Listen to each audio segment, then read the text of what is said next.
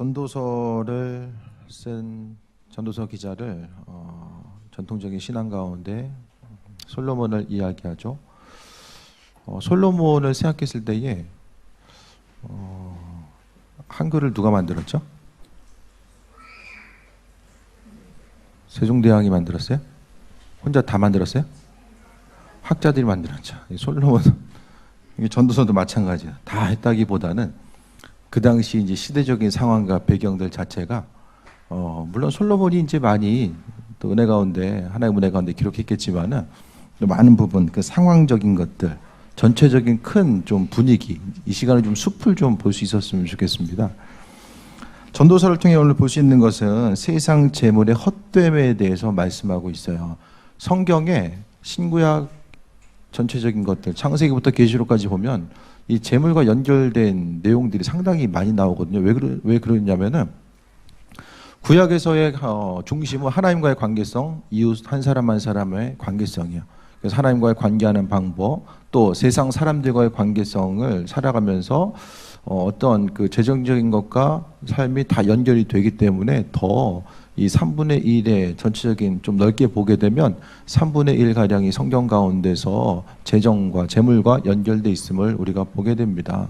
삶의 순간순간마다 재물이라는 것은 이스라엘 민족들이 광야 생활 이후에 또 우상 숭배의 근본적인 원인이 이런 재물이 되었었고 또 관계성 가운데 기쁨과 때로는 어려움을 누렸었던 근본이 다 이 재물과 연결되어 있기 때문에 결국 재물에 대해서 이야기하는 것은 삶의 주인, 그리스도의 주인 되심, 그 주재권과 밀접한 연결성을 가지고 있음을 보게 됩니다. 솔로몬 시대, 솔로몬은 계속 말씀드리지만은 다윗 때에 어느 정도의 정복 사업이 다 끝나게 됩니다. 솔로몬 시대 때는 영토를 넓히기 위한 싸움이 아니라 솔로몬 때는 경제 영토를 넓히기 위한 싸움들이 계속해서 이어지게 됩니다.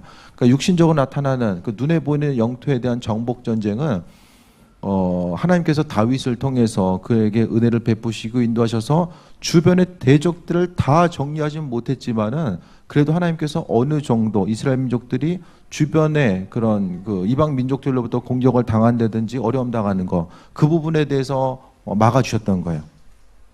이스라엘 민족들을 가장 많이 괴롭혔던 것은 우리가 사무엘서를 통해 볼 수 있는 것처럼 블레셋 민족이죠.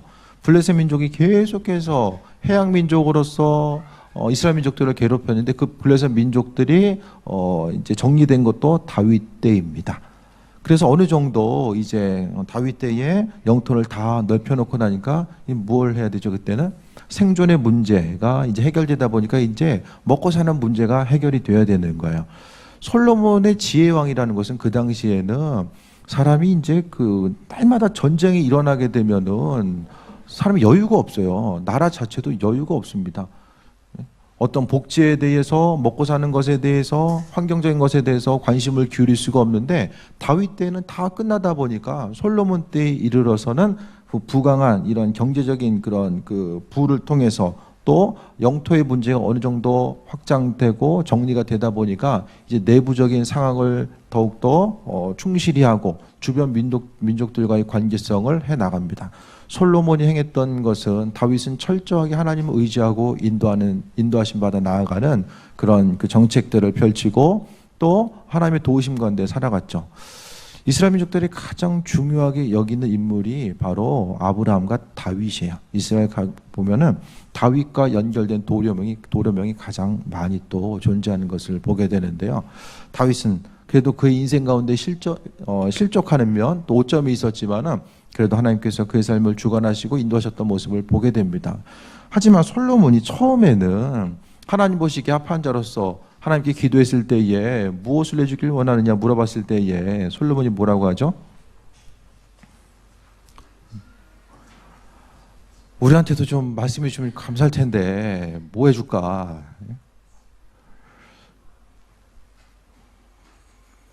그러면 좋을 텐데 솔로몬에게 예배를 통해서 솔로몬에게 하나님께서 말씀하셨죠. 솔로몬이 뭘 구했습니까? 성경에 정확하게 듣는 마음이라고 이야기해요. 성경에 듣는 마음, 하나님 아버지의 말씀을 들을 수 있는 마음 자체가 듣는 마음이 바로 지혜인 거예요. 지혜에 대해서 간구했을 때 하나님께서 은혜를 더해주신 거죠. 그 온전한 하나님 보시기에 합한 자로서 살고자 했었던 그 솔로몬이 뒤로 가면 뒤로 갈수록 사람이 이상해지죠. 그러다가 이제 전도서의 내용을 통해서 말년에 솔로몬이 정신 차렸구나. 그렇게 이제 사람들이 인식을 하는 거예요. 솔로몬에 대해서 설교 내용이 뭐가 있습니까? 솔로몬처럼 살아라. 그런 설교 내용 들어보셨습니까? 일천번제를 통해서 하나님께 나아가고 예배의 사람, 초창기에 그가 왕으로 올라갔을 때 초창기는 그와 같은 이야기를 들어보셨을 거예요. 하지만 인생의 중반 가운데 솔로몬 닮아가라는 얘기는 들어본 적이 없으실 거예요. 왜 그럴까? 왜 그럴까? 무엇이 솔로몬으로 하여금 변질되게 만들었을까? 솔로몬이 가지고 있었던 결국에는 부와 명예. 솔로몬 시대는 문명이 이제 문물이 발달되고 주변 민족과 솔로몬은 이스라엘 민족 때는 별로 이제 안에서 농사짓고 북쪽에서의 어느 정도의 그 풍요로운 광야 그 영토, 그러니까 농진이 있었지만 대부분 중개무역이 아니면 살아가기가 힘든 거죠. 이스라엘이라는 위치 자체는 북쪽과 남쪽에는 뭐가 있습니까? 이집트가 있죠. 북쪽에는 우리가 알고 있는 것처럼 이전부터 보면은 지금 아시리아와 또 바벨론, 이 모든 지역들이 북쪽에 있어요. 그래서 이스라엘 민족들은 북쪽에서 남쪽으로 내려오려는 세력과 남쪽에서 북쪽으로 내려가는 세력의 중간 단계에 있는 거예요. 그러니까 그 중간에서 중개무역을 하기가 수월합니다. 또 한 가지는 이스라엘 민족들은 이스라엘 민족의 그 영토 가운데서 서쪽에 뭐가 있습니까? 성경에는 대해라고 하고 지금은 지중해라고 이야기하죠. 그 지중해를 통해서 배가 왔다 갔다 해요. 항구를 가지고 있었다라는 거죠. 그 항구를 통해서 이스라엘 민족들이 중개 무역을 하면서 살아갈 수 있는 그 환경 자체가 갖춰지게 됩니다. 다윗 때는 영토 전쟁하느냐고 그것에 눈을 뜰 수가 없었어요. 그런데 솔로몬이 주변 민족들과의 이런 관계를 유지하고 또 주변 어떻게 사는가를 잘 보다 보니까 무역을 하네, 중개 무역을 하네, 또 이런 것들을 바라보게 되는 거죠. 중개 무역에 눈을 뜨다 보니까 강력한 국방력을 중심으로 해서 중개무역을 하다 보니까 그들에게 있어서는 소유의 문제가 이제 자연스럽게 해결되는 거예요. 그러니까 점점 더 성경에 보면은 솔로몬 시대의 성전 가운데 쓰여졌던 것은 그냥 조금 더 과장해서 이야기하면은 은그릇은 바닥에 떨어져 있어도 발로 차고 다니는 때가 바로 솔로몬 시대고 금빛 아니면은 쳐주질 않았던 시대가 바로 솔로몬 시대입니다. 그렇게 하다 보니까 제일 가치가 뭐가 되죠? 돈이 제일의 가치예요. 이전에는 뭐가 가치였냐면 하나님 은혜 가운데 지파들이 형성이 되고 또 서로 말씀이 중심이 되어서 살았다라고 한다면은 이들이 주변 민족과의 관계성 가운데서 주변 민족들을 보니까 돈이 제일이거든요. 그러니까 하나님 말씀보다는 돈을 가지고 있는 사람들이 급부상하게 됩니다. 이전에는 말씀을 알았던 사람들이 대우받는 시대였다고 한다면 솔로몬 시대 때는 순간적으로 지혜가 많은 사람, 그것도 세상적인 지혜가 많은 사람, 많은 부를 가진 사람들, 장사하는 사람들이 생겨나다 보니까 신흥 세력들이 또 등장하게 되고, 솔로몬이 성전을 지었잖아요. 성전 이후에 여러 가지 이제 중간중간에 뭘 샀냐면은 국고성을 짓고 또 이제 전쟁을 감당할 수 있는 성읍들도 정비하게 되고, 하나님께서 수입하지 말라고 했었던 이집트에서 말까지 수입을 하게 되고, 솔로몬은 하나님 하지 말라는 것도 좀 많이 했어요. 왜 했을까? 왜 했을까요? 돈이 우선순위로 되는 거야. 나라 살림이 커지다 보니까 어떻게 됩니까? 그만큼 많은 것들이 나타나게 되죠. 그와 같은 환경들이 오늘 전도서를 통해서 하나하나 또 이제 보게 되면 나타나게 됩니다. 솔로몬의 부를 누릴 수 있었던 것은 주변 민족들과의 아주 편안한 관계성. 그 관계성은 뭐로부터 출발합니까? 정략 결혼으로부터 출발하게 됩니다. 이집트에서 한 명 데려오고 페니키아에서 한 명 데려오고 다 데려다 보니까 이제 아마 결국에는 교회가 크다 보면 제가 말씀드렸잖아요. 어느 교회 본인 교회 교인한테 전도하고 있다고. 그래도 모르는 거예요, 누군지를. 그 마찬가지로 이제 그와 같은 이제 아내가 많아지다 보니까 이제 누가 누군지를 모르는 상황까지 이제 가실 거예요. 오늘 본문 보겠습니다.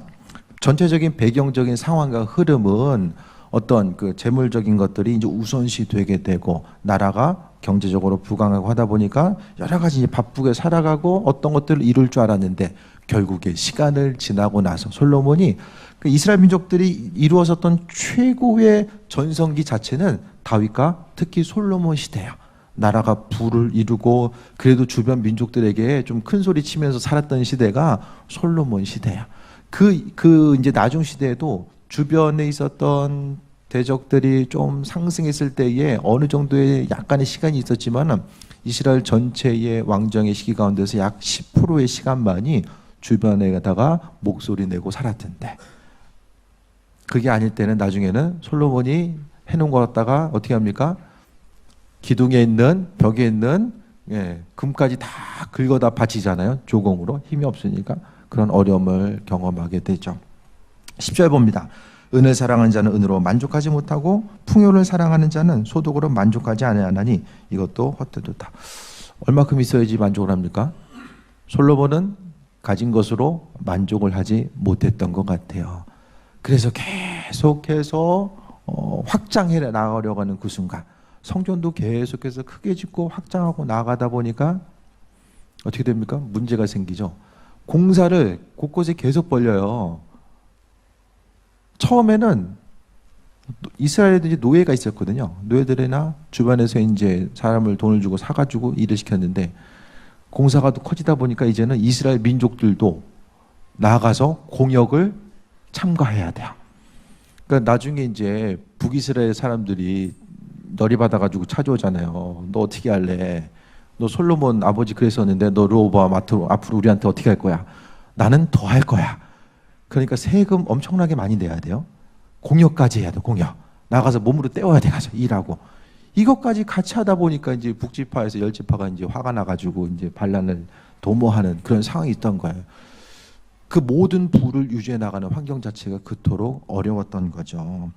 그러니까 아무리 가지고 더 가지려고 해도 만족감이 있을 수 없는 시대였음을 우리가 발견하게 됩니다. 우리들도 마찬가지입니다. 얼마나 더 많이 가지면은 만족감이 있을까요? 그 만족감을 가져본 적이 있으세요? 아, 이 정도면 그래도 내 인생 살만하겠구나. 어느 정도 있으면 될까요? 좀 가지면 내 자식 때까지는 먹고 살겠구나. 그 이후에는 어떻게 생각합니까?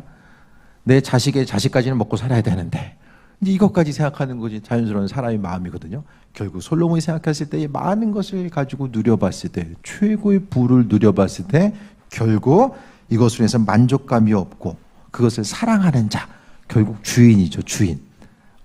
재물을 사랑하는 자에게는 만족감이 없다라고 이야기하고 또 11절에 재산이 많아지면 먹는 자들도 많아지나니 그 소유주들은 눈으로 보는 건 왜 무엇이 유익하랴.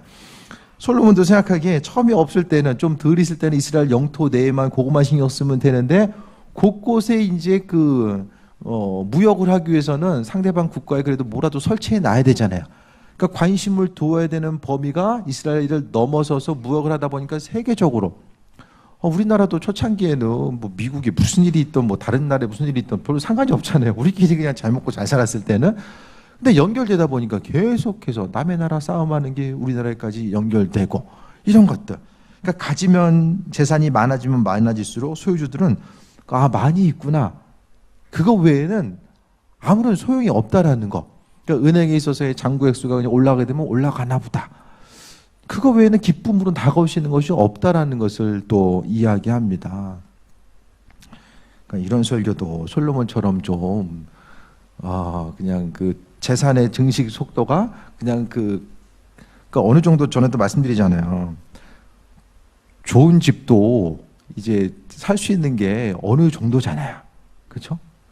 막 우리 집에 방 개수가 몇 개지? 뭐 이렇게 헷갈릴 정도로 그렇게 살 수 있는 건 아니잖아요. 우리가 살 수 있는 정도에서 좋은 차를 타더라도 어느 정도에서 이제 멈추잖아요. 아무리 좋은 차를 탄다고 할지라도. 그러니까 마찬가지로 좋은 음식을 먹어도 가진 것이 많다라고 해서 뭐 하루에 7개, 8개 먹는 것도 아니고 아무리 맛있는 것도 일주일 동안 그것만 먹어보세요. 어떻게 됩니까? 못 먹죠. 아무리 맛있는 것도. 그러니까 결국 부가 주는 그 기쁨과 즐거움은 거기까지인 거예요.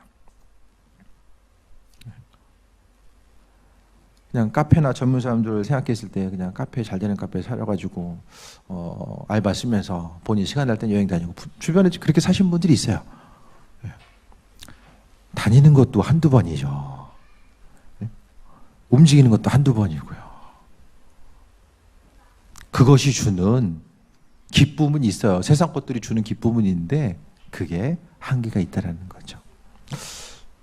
많은 것들을 좀 우리가 더 누려봤으면 이런 얘기했을 때 굳이 제가 구구절절히 설명하지 않아도 그렇구나. 그리고 이제 딱 피부에 와닿을 텐데 지금 삶에 있어서의 이 아직도 좀 넓은 집 살아야 될 목표가 있고 좋은 차를 타야 되는 목표가 있으니까 잘 피부에 와닿지 않을 수도 있어요. 그런데 우리가 이제 성경을 통해 볼 것은 첫 번째는 우리 지금 현재의 사정과 형편을 말씀에 비춰보는 것도 중요하지만 이 말씀에 들어가서 없지만 좀 있는 것처럼 생각하고 좀 바라보세요. 솔로몬이 가졌었던 그 중심, 우리가 꼭 가봐야 알고 경험해봐야 아는 건 아니잖아요.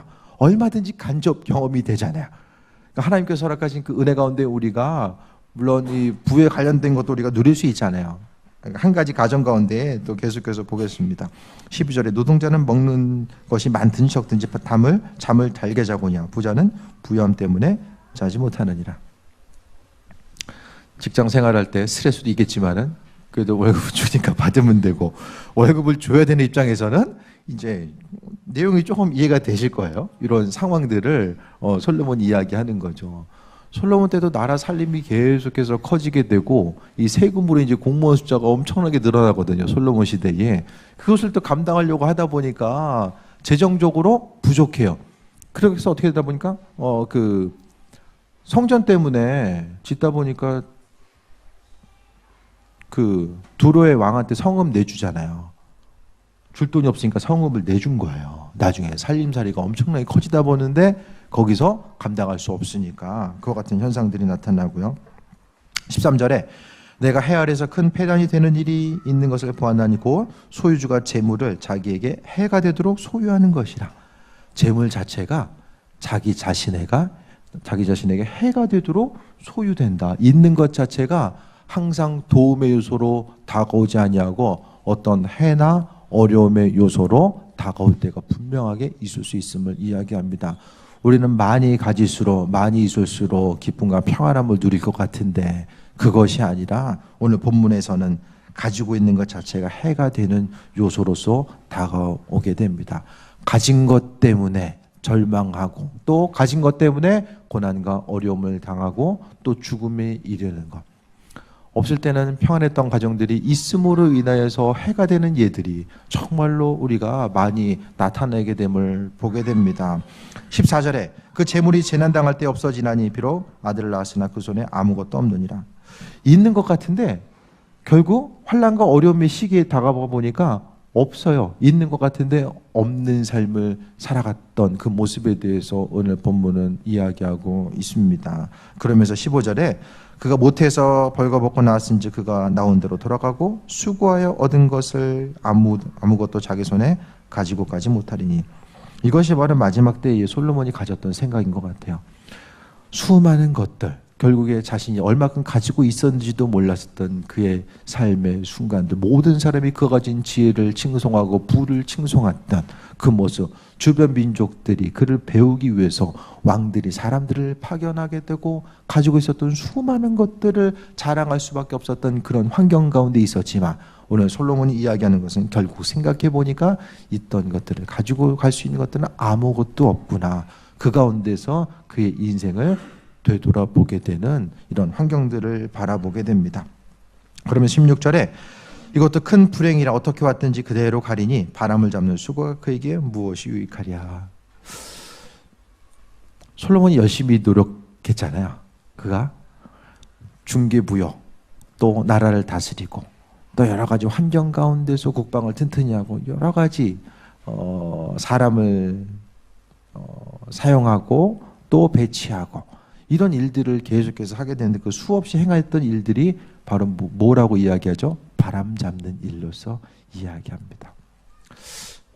바람 잡는 것보다 더 허무한 일이 어디 있습니까? 몸을 움직이되 잡을 수 있는 것들은 아무것도 없어요. 여러분의 인생 가운데 지금 열심히 달려가고 있잖아요.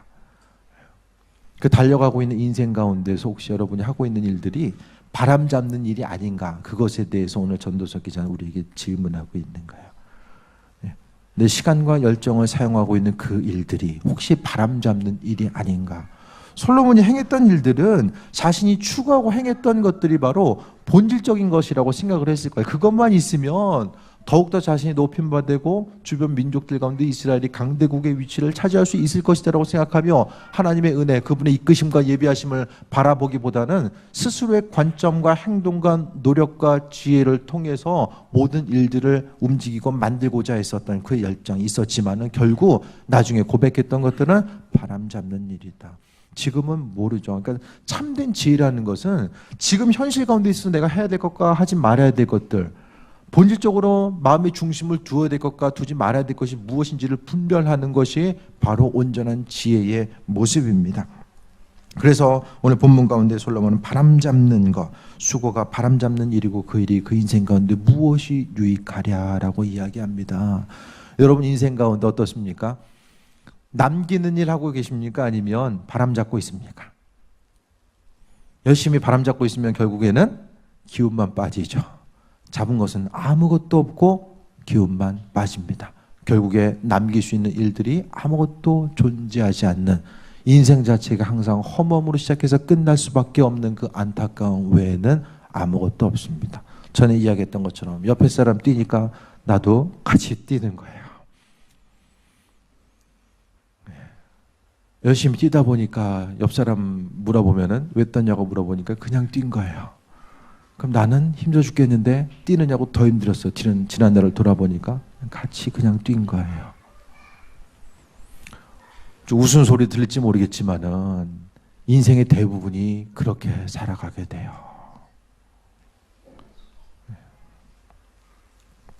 18절, 17절 보겠습니다.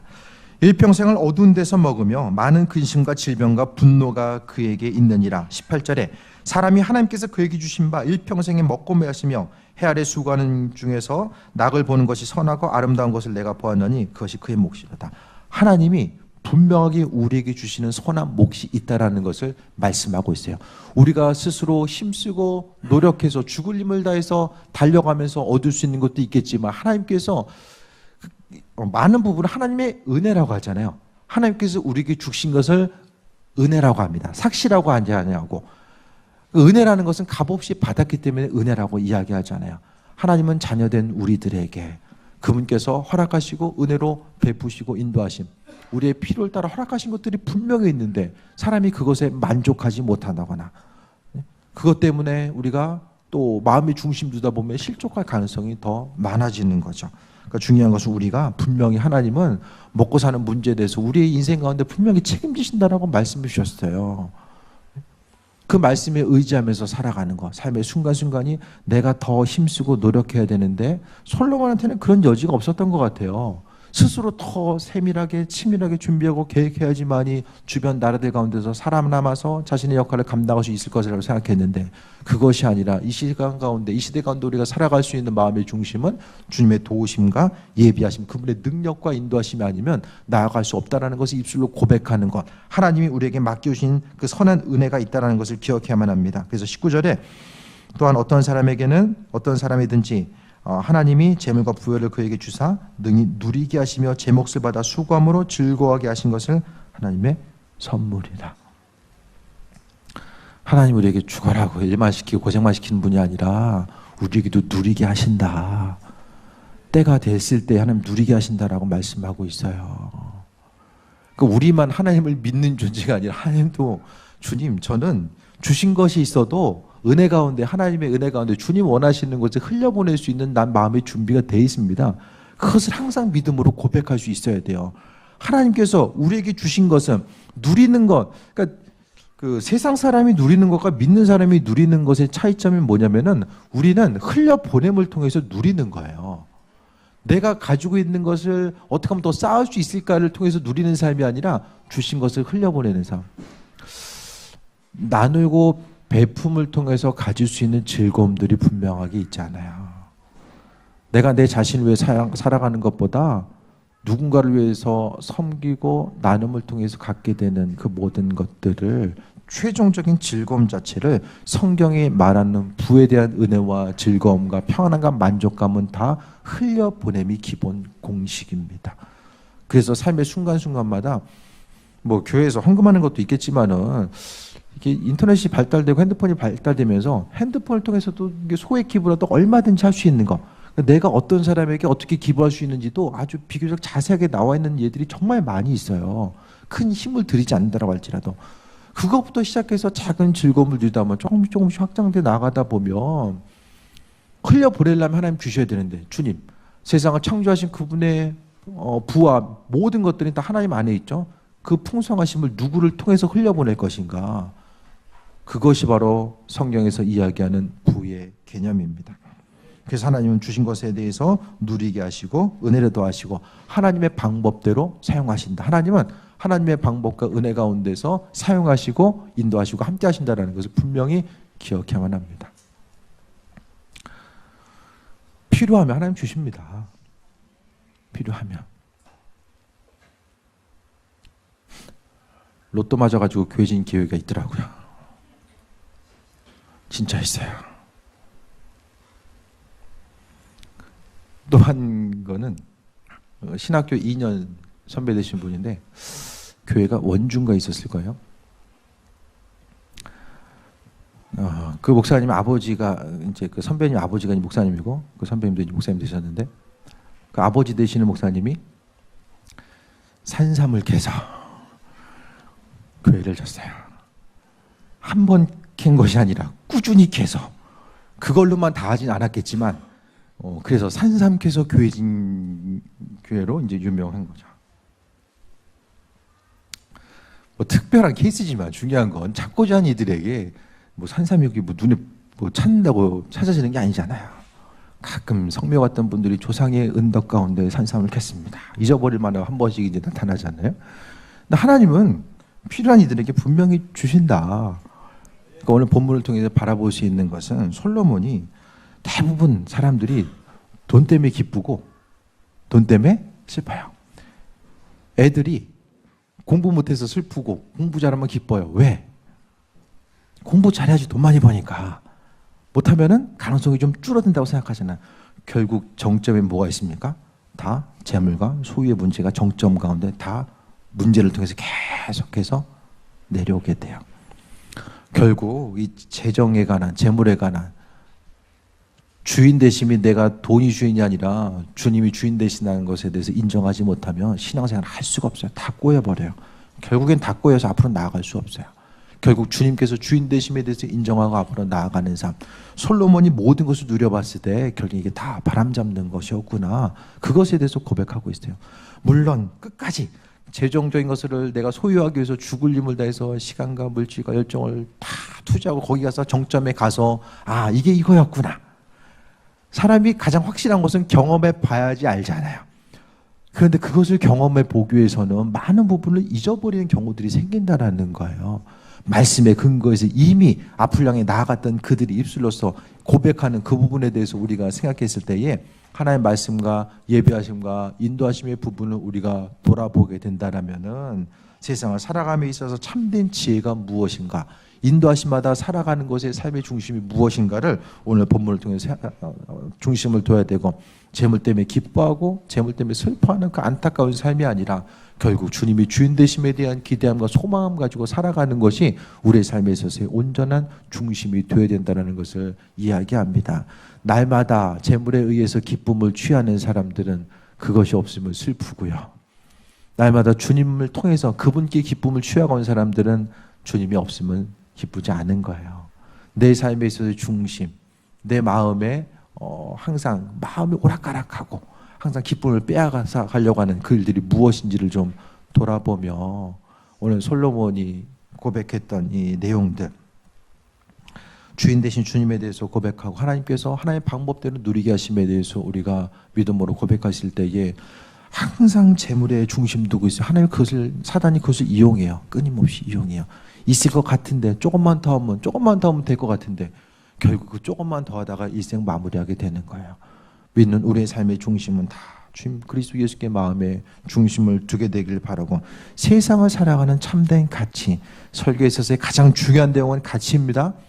참된 가치를 어디에 둘 것인가, 그것에 대해서 입술로서 고백하고 뜬구름 잡고 바람 잡는 그런 삶이 아니라 항상 그리스도 예수께 주님의 중심 두고 마음의 순간순간마다 내 삶을 어떤 방향으로 어떻게 주님과의 관계성 가운데 가지고 나아갈 것인지를 다시 한번 돌아보며 승리하는 삶이 무엇인지를 돌아볼 수 있는 귀한 삶이 되시길 축원드립니다. 잠시 말씀 가지고 기억하며 기도합니다. 하나님 말씀이 우리 심령 가운데 적용되고 또 우리의 삶의 가치를 어떻게 두고 나아가야 될지를 다시 한번 주님께 간구하며 인도하심 받아 나아가는 또 전심으로 기도하고 한 주간에 또 적용점을 찾는 귀한 시간 되시길 바랍니다. 주님의 사랑에 감사드립니다. 우린 삶의 여정 가운데 하나님의 일하심과 인도하심 더 바라보기 원합니다. 주님, 아버지 주신 지혜로 말미암아 새 먹길 원하고 눈에 보이는 것에 날마다 익숙해서 반응하는 삶이 아니라 창조주 되신 하나님께서 행하실 것에 대한 기대함과 소망함 가지고 살아가게 해 주옵소서. 있어야 될 것들, 필요한 것들 하나님께서 하나님의 방법대로 허락해 주실 믿습니다. 아버지 하나님, 삶의 순간순간마다 더 그리스도 예수 주님 바라보게 하여 주시며 주님의 도우심과 예비하심이 우리 심령 가운데 더 풍성함으로 나타나길 원합니다.